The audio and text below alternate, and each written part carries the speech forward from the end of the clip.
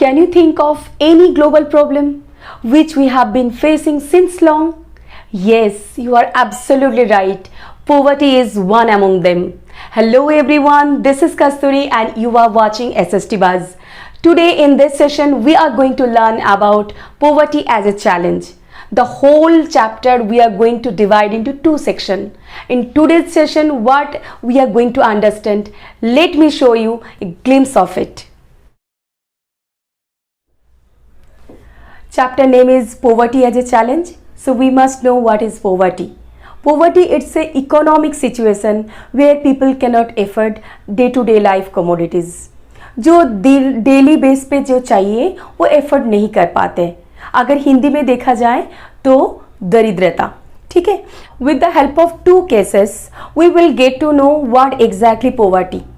So already I have defined about poverty, but with the help of these two example you will be very clear कि exactly poverty होता क्या है. ठीक है. तो पहले अबन का केस लेते हैं. We are going to know about Ramsaran's family. Ramsaran यहाँ पे this is the family chart. Ramsaran's he is actually daily wage laborer. एक व्हीट मिल में वो काम करते हैं और डेली बेस पे वो वेज मिलता है. मंथली इनकम है 1500 रुपीज. ओके. नाउ रामसरन्स के जो वाइफ है Shanta Devi, she is part time maid. दूसरे के घर में काम करते हैं, किसी के घर में झाड़ू पोछा बर्तन like that, and she is getting 800 rupees. ठीक है. But they need to send money to their mother and father, क्योंकि उनके एज हो गए हैं. फादर पहले लैंडलेस लेबर थे. लैंडलेस लेबर क्या होता है कि जिनके अपना कोई लैंड नहीं होता है, वो दूसरे के लैंड में काम करते हैं. तो अभी एज होने के नाते वो काम नहीं कर पाते, तो रामसरन को पैसा भेजना पड़ता है. Needs to send money to their parents. Clear. Now एक तरफ देखो 1500 and 800, this is their income, monthly income. उसमें से कुछ पैसे फादर मदर को भेजना पड़ता है. अभी रामसरन्स के फैमिली के बारे में देखो. 4 बच्चे हैं.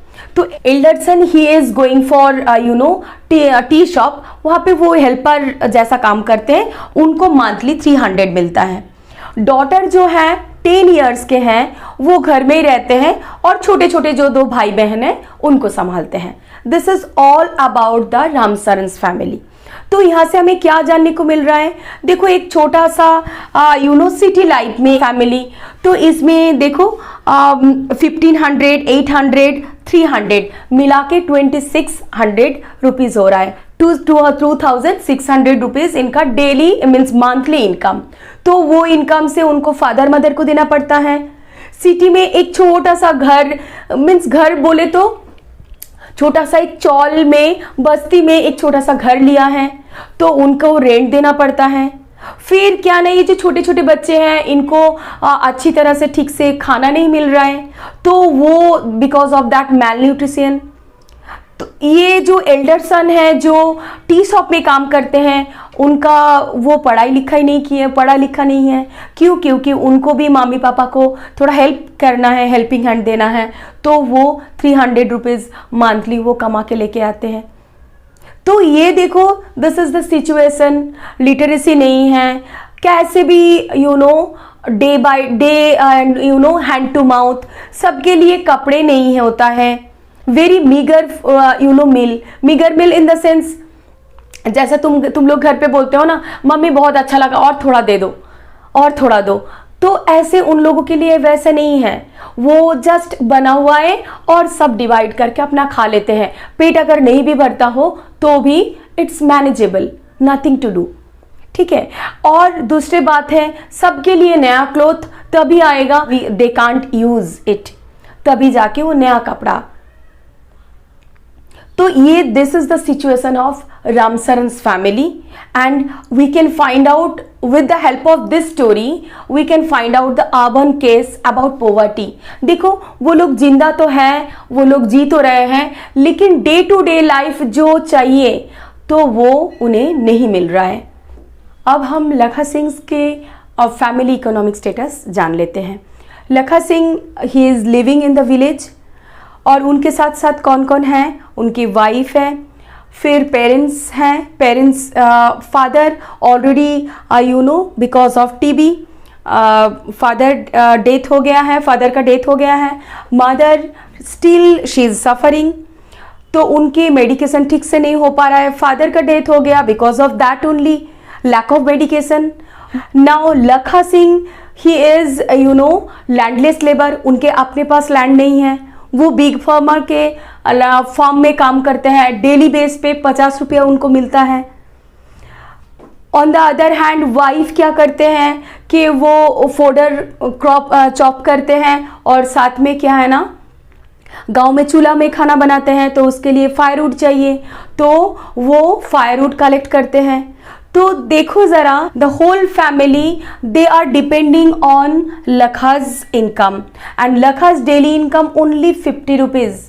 किसी तरीका से वो व्हीट और दाल खरीद के लेके आते थे और कैसे भी करके ऐसा घर बनाया और क्या किसी तरह से वो अपना गुजारा करते हैं। तो दिस इज लखाज इकोनॉमिक कंडीशन। तो हमने दो देख लिया, एक रामसरन के देख लिया कि what he was doing, his economic status. Here for the rural case that Lakha's case we had seen. तो ये दोनों केस से हमें पूरी तरह से क्लियर हो जाता है कि पॉवर्टी एक्चुअली है क्या। डे टू डे लाइफ में हमें जो भी चाहिए लग्जरियस लाइफ के लिए नहीं, जो एसेंशियल कमोडिटीज है जो छोड़ के हम जी नहीं सकते, वो अगर अगर नहीं हम अरेंज कर पाते हैं, एफर्ट नहीं कर पाते हैं, वो सिचुएशन है पॉवर्टी। ये दोनों केस हमें बता दिया है, राइट। चलो तो फिर लास्ट 2 केस स्टडी से हमें इतने सारे जो these are the keywords, actually these keywords are very important for throughout the chapter, so we should know the proper meaning of this keywords. First it is here given landlessness. Landlessness अपने जो भी person के पास अपना land नहीं है, वो दूसरे के खेती में, दूसरे के फार्म में काम करते हैं, वो situation is known as landlessness. And the second was unemployment. If the person is not able to earn money, that situation is known as unemployment. Now next is size of family. Size of family, it may be nuclear, it may be joint family. If we are going to Ramsaran family, तो हम देखेंगे क्या, 4 बच्चे, mummy papa, Ramsaran के wife, तो 6-7 member हैं, तो वो लार्ज फैमिली हो गया। ऑन द अदर हैंड अगर लखाज फैमिली को देखा जाए तो वो स्मॉल फैमिली है। Now next we will go for illiteracy. Illiteracy is like that if the person is unable to read and write any one language, that is known as illiteracy. Now next is malnutrition. हम अगर healthy रहना चाहते हैं तो हमें एक specific calories लेना बहुत ज़रूरी है, तो वो फूड हमें क्या है ना एनर्जाइज करते हैं। तो वो अगर प्रॉपर डाइट अगर नहीं मिलता है तो ग्रेजुअली क्या होता है, डिफिशियंसी डिजीजेस आना स्टार्ट हो जाता है, तो that is actually known as malnutrition. Now next is child labour. Child का first foremost duty is there to learn. But here instead of learning, if the child is going to earn money, that is known as child. Next is helplessness. Helplessness means ऐसी एक situation है, such a tough situation, so where no one is going to if we are talking about Ramsaran, if we are talking about Lakha, जिनके बारे में भी हम सोचें, they are fighting with their own economic situation, वहाँ पे वो कुछ कर नहीं पा रहे हैं और वो कहीं से वो हेल्प नहीं उनको मिल रहा है, that situation is known as helplessness. तो ये सारे एक्चुअली कीवर्ड्स हैं जो क्या ना throughout chapter we are going to get. With the help of last 2 cases, we got to know about poverty, है ना। तो poverty means क्या, कैसे कैसे इंडिकेटर होना चाहिए कि घर बहुत छोटे हैं, बहुत सारे कैंडिडेट्स हैं, कैसे थोड़ा सा खाना मिल रहा है, ठीक से अगर बीमार हो तो मेडिकेशन नहीं कर पा रहे हैं, इलिटरेसी है, पीने के लिए ड्रिंकिंग वाटर ठीक से नहीं है, सैनिटेशन प्रॉब्लम है, इलिटरेसी है ना। तो these are the indicators of poverty. ये सारे हैं means poverty. That situation is known as poverty. Now social scientist और थोड़ा ऐड कर दिया है, वो क्या, ये शब्द होंगे ही कि घर नहीं है, फिर खाना नहीं मिल रहा है, क्लोथ्स नहीं मिल रहा है, ये सब है होगा। उसके साथ साथ और क्या, सोशल एक्सक्लूजन एंड वल्नरेबिलिटी। तो ये दोनों वर्ड का मीनिंग बहुत अच्छी तरह से समझना है। सोशल एक्सक्लूजन क्या है कि सोसाइटी के एक हिस्सा they are not getting that much opportunity what exactly we are getting. वो कैसे, देखो एक अच्छा सा एग्जांपल ले लेते हैं। जैसे कि नोटबुक ही ले लो, अपना कॉपी ले लो, एक मार्जिन होता है, मार्जिन के लेफ्ट साइड में क्या करते हो, नंबरिंग करते हो 1 2 3 4 5 और ABCD, और राइट साइड में क्या करते हो, जो भी इंफॉर्मेशन, जो भी कलेक्ट करना होता है, लिखना होता है, सारे लिखते हो। इजंट है तो वो नोटबुक के एक पेज, बट वो मार्जिन दोनों हिस्से में बांट देते हैं। Like that here also the whole society we are living together, but वो मार्जिन के इस तरफ जैसा है एक छोटा सा एरिया, लाइक दैट एक group of people they are not getting that much opportunity what exactly we are getting in our day to day life. तो that situation is social exclusion. Now vulnerability. Vulnerability, one more situation is there कि इसमें क्या है कि आज तो anyhow they are managing with their economic status, कैसे भी चल रहा है, but in future अगर ऐसा सिचुएशन आए तो फिर वो पोवर्टी में चले जा सकते हैं। क्लियर नहीं हुआ ना? अभी एक एग्जांपल ले लेते हैं। जैसे क्या, एक फैमिली में एक फादर मीन्स एक male person, he is doing job, suddenly कोई एक्सीडेंट में उनका पैरालाइज्ड हो गया, वो ही इज एट होम, काम नहीं कर सकते, अर्न नहीं कर सकते। तो think about that family status, economic status. वो एक पर्सन के इकोनॉमिक कंडीशन के स्टेटस के वजह से पूरे फैमिली जैसे कि पैरालाइज्ड हो गया। आया समझ में? देखो आज ठीक से चल रहा है, लेकिन कल अगर कुछ हो जाता है तो that economic situation will convert into poverty. That situation is known as vulnerability. तो ये सोशल एक्सक्लूजन का अगर हम एग्जांपल ले लेते हैं तो SC ST OBC वल्नरेबिलिटी में क्या लेंगे, जो एजेड पर्सन है, अदरवाइज वीमेन है, चाइल्ड है, these will be in vulnerability. So I hope this is clear. Poverty line is a common method to measure poverty. So how we are going to measure? With the help of income and the second one consumption. कितना income हो रहा है, साथ साथ में कितना expenditure है। अगर तुम ये कहते हो कि hotel, restaurant, even pizza, pasta, not like that. For basic requirement, what we need exactly, that would be fulfilled. ठीक है। नाउ ये जो poverty line that is not equal for each and every country, it's different for a country over country. वो कैसे? We have taken 2 countries name, one is USA and the second is India. USA where each and every family they should have a car.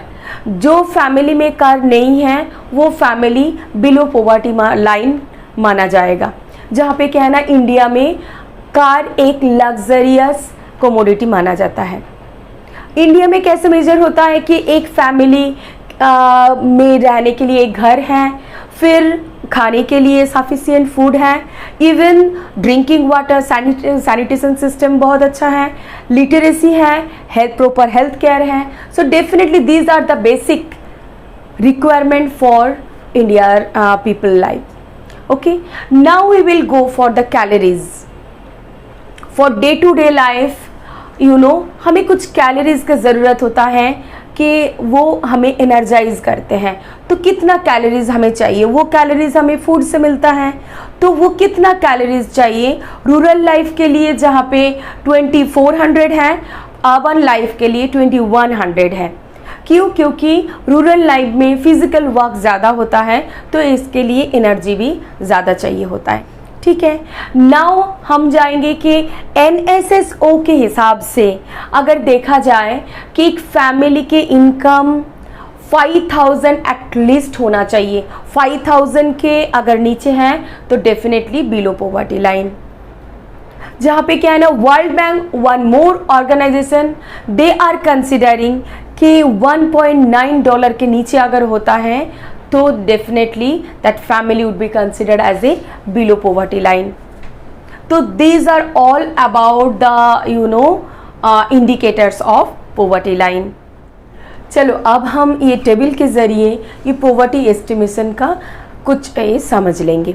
वो कैसे कि 1903, 1904 इसमें देखो rural life में 50% below poverty line, जहाँ पे अर्बन लाइफ में 32, so total 45%. Now 2004-05 में ये कम होके 37, देन 2009-10 में 30, इवन 2011-12 में 22. यू कैन फाइंड आउट, देखो जो 45 था वो 22 में आके रुक गए. एंड इवन ये भी एक्सपेक्टेड है कि ग्रेजुअली पॉवर्टी लाइन और भी फेड होते जाएगा. क्यों? क्योंकि इट हैज़ ए रीज़न.